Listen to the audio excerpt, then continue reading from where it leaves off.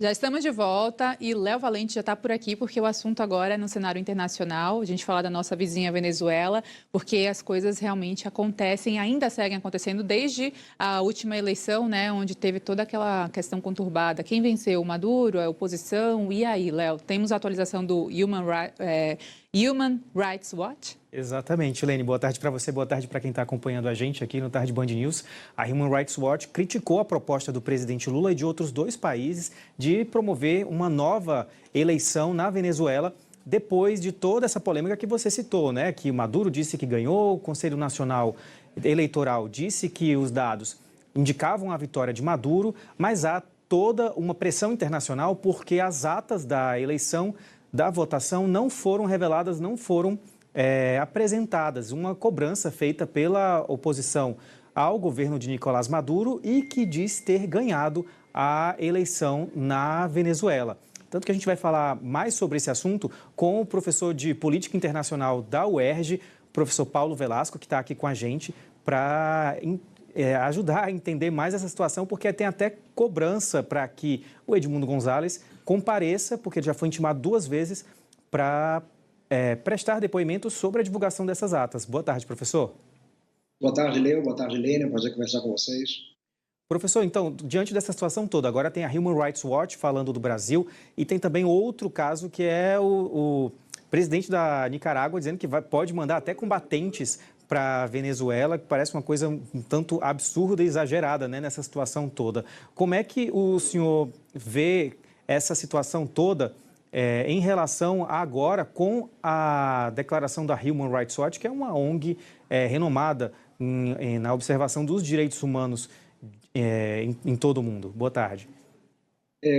Então, a Human Rights Watch é uma das mais importantes, né, organizações não governamentais na área de proteção aos direitos humanos, né? A sua percepção acerca da proposta brasileira, né, na verdade, ela faz muito sentido, né? O Brasil, afinal de contas, né, ao sugerir uma nova eleição, de certa maneira, está invalidando, né, a vontade do povo venezuelano, né, que, pelo que a gente vê, né, e pelo que, né, se diz muito já aí nas últimas 4 semanas, né, teria levado a uma vitória da oposição, embora não reconhecida, não legitimada, né, pelos órgãos eleitorais do país, né, muito menos pelo governo de Nicolás Maduro. Então, uma nova eleição, né, é uma proposta que parece descabida, né, porque seria invalidar, né, todo um processo, né, toda a vontade do povo venezuelano, né, seria talvez difícil, né, em um novo pleito, né, conseguir, né, mobilizar, né, novamente a população, especialmente os opositores, né? Então, por isso, né, que a proposta acabou sendo muito mal acolhida, né, pela oposição na Venezuela, né, que entende que, na verdade, o que tem que ser feito é reconhecer, né, o resultado das urnas, né, e dar-se a vitória, né, a quem de direito seria,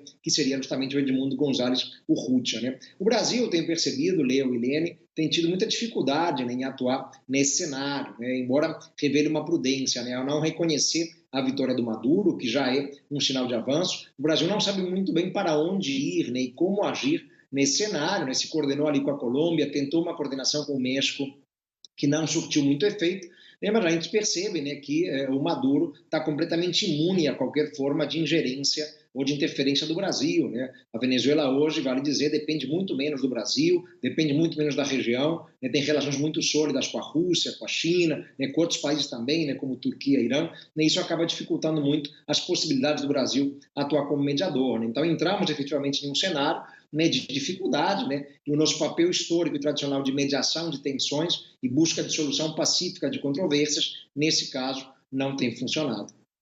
Professor, com relação a Daniel Ortega, o presidente da Nicarágua, que chegou a citar que é vergonhoso o que o Brasil tem feito em termos de postura de não reconhecimento dessas eleições venezuelanas. Como é que a gente olha não só para essa questão do Ortega criticando o governo Lula, né, mas as relações geopolíticas que podem se tornar cada vez mais conturbadas, visto esse ponto tão crítico na Venezuela?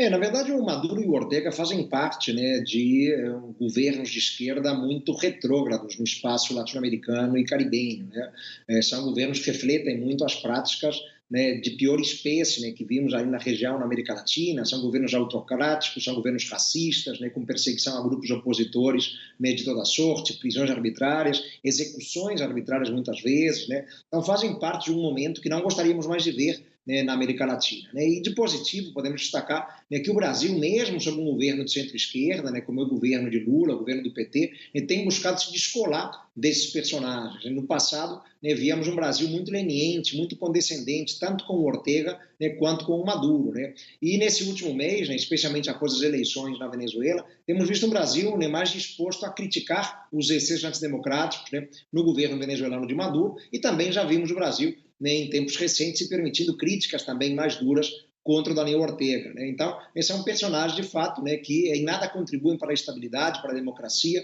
Essa fala do Ortega é absolutamente infeliz, né, de que ele poderia enviar tropas à Venezuela, o que poderia justamente, né, provocar uma elevação da tensão no país vizinho, poderia levar a uma conflagração aberta, né, um cenário quase que de guerra civil, Lene, que é tudo que não queremos, por óbvio, em um país vizinho do Brasil. Então, acho que o Brasil amadureceu, né, e se mostra menos comprometido com esses personagens históricos que no passado tiveram relações muito fortes, né, com a esquerda brasileira, mas é saudável que nos escolhemos deles, né, que mostremos um compromisso, né, mais claro com a democracia, condenando, não importa, né, se o autocrata vem pela direita ou pela esquerda, condenar a todos que eventualmente, né, de fato se coloquem contra, né, e atentem contra as franquias democráticas. Professor, o senhor citou a questão das relações internacionais da Venezuela com outros países como Rússia, China, Turquia, Irã. E durante os últimos anos a gente vem observando que muitas das formas que foram encontradas, especialmente pelos Estados Unidos, para tentar fazer qualquer tipo de pressão com a Venezuela nessa tentativa de mudar a situação do país lá, era usando a economia e sanções econômicas. E hoje a gente vê, por exemplo, que a Venezuela tem tido um dado inflacionário menor do que a nossa vizinha, a Argentina. Essa mudança com relação à economia no país também pode dificultar ou, na verdade, nem se considera tanto como uma forma útil, já que nos últimos anos as sanções também não tiveram muito resultado por lá? Então, a situação econômica na Venezuela, de fato, ela vem melhorando. Né? Claro que a passos muito lentos ainda, o país ainda vive uma crise socioeconômica, eu diria, né, importante, mas vive uma situação melhor, né, do que há alguns poucos anos. Né? Podemos destacar justamente que a diversificação de parcerias externas para a Venezuela, né, especialmente com o avanço de laços cada vez mais fortes com a China, mas também investimentos importantes da Turquia, por exemplo, né, fazem com que o país seja menos impactado por sanções econômicas internacionais aplicadas pelos Estados Unidos. Né? Quando o governo Trump começou a aplicar essas sanções, né, ali nos idos de 2017, 2018, aquilo teve efeitos muito nocivos na economia venezuelana e ajudou, inclusive, a piorar uma crise que já era, né, muito robusta naquele período. Né? Mas hoje, né, passados alguns anos, né, vemos uma Venezuela mais imune, digamos assim, às sanções desse tipo. Claro que seria interessante para a Venezuela poder comercializar petróleo com os Estados Unidos, normalizar o comércio com os Estados Unidos, mas em não sendo possível, né, podemos dizer que as sanções americanas afetam menos hoje o governo de Nicolás Maduro, impactam menos, né, nesse governo, ou seja, tem menos efeitos. Né? Não serão as sanções, né, que farão o Maduro mudar de postura, né, e deixar de atacar a democracia no país. Né? A Venezuela conseguiu se blindar de certa forma, né, e também, ao mesmo tempo, vemos uma Venezuela que depende menos dos seus vizinhos também. A Venezuela, né, como bem sabemos, está suspensa do Mercosul desde 2017, são mais de 7 anos já, né, e de alguma maneira a Venezuela já não depende mais tanto dos vizinhos e sócios mercosulinos. Ela conseguiu justamente, né, desenvolver laços e parcerias com parceiros de outras regiões, né, ali da Ásia, do Oriente Médio, né, e tudo isso acabou se revertendo, né, em um país mais imune, né, a sanções, né, ou eventualmente a pressões de vizinhos, como é o caso do Brasil ou da Argentina. Né. Em outros tempos, as pressões do Brasil e da Argentina certamente teriam, né, um impacto muito maior na Venezuela do que tem hoje. Né? Mas eu sempre ressalto um dado importante, Leo e Lene, né, que as sanções internacionais, né, via de regra, elas não afetam os governantes autocráticos, né? Elas afetam o povo. Né? E o povo venezuelano já é um povo muito sofrido, né? Vive uma situação dramática, né, há mais de 10 anos. Né? Então são sanções que certamente não ajudam em nada numa transição democrática e acabam piorando ainda mais, né, a já aflitiva situação, né, da sociedade no país. É justamente esse ponto que eu queria tocar contigo agora, professor Velasco, porque a sociedade, ela inevitavelmente sofre muito com essa onda de violência. Algumas agências até transmitindo informações que cerca de 120 crianças e adolescentes foram presas de forma repressora realmente com relação a todas as forças do Maduro. batendo até o índice de que já foi citado como o próprio Augusto Pinochet do Chile. Como é que a gente olha para essa repressão e também para esses menores ou pessoas que realmente são vulneráveis dentro de uma sociedade cada vez mais castigada pela violência e pela tomada de poder?